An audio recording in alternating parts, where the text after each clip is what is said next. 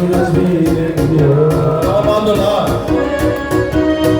Seni geçirmez miydim ya?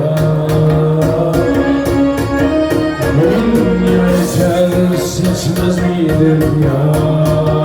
Ama be sen! Anlamam! Anlamam!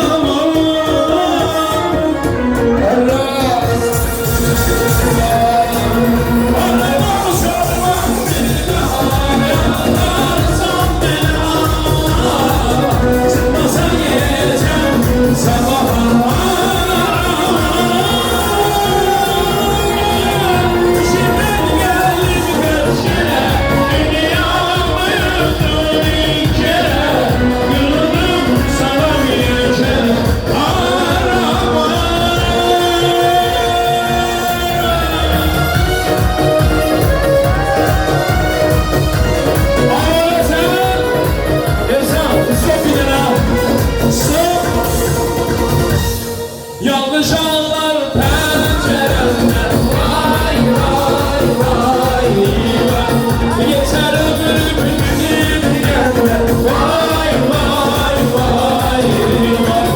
Yanlış anlar penceremden. Vay vay vay vay. Yeter ömrüm gidip gelme. Vay